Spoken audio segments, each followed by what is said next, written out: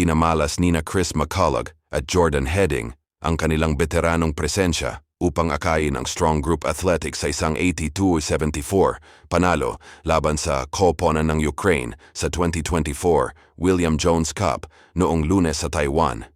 Ang 29 taong gulang na si McCulloch ay nanguna sa koponan na may 28 puntos na binigyang diin ng personal na 8-0 run sa huling bahagi ng laro at may kasamang 6 na rebounds, 2 assists at 1 block, habang si Heading naman ay nagambag ng 24 puntos, 3 rebounds at 3 assists habang ang Philippine representative ay nagtala ng 3-0 na panimula.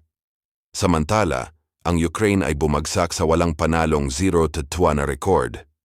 Ang Ukraine, na mas mataas lamang ng isang pwesto sa world rankings kaysa sa Pilipinas sa ika-36 na pwesto, ay nagpakita ng mas matinding laro sa pagsisimula ng ikatlong quarter matapos magpakawala ng 11-0 run na pinangunahan ni Pavlo Krutos.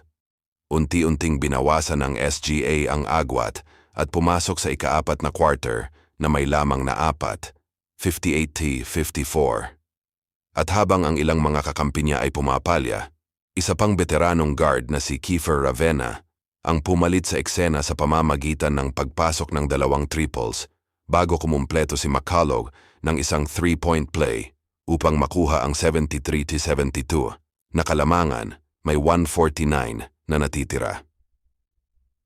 Si McCulloch ay lumikha ng agwat mula kay Alexander Antipov bago tumira ng malaking 3-pointer at makakuha ng 2 free throws upang bigyan ng SGA ng 6 na puntos na kalamangan.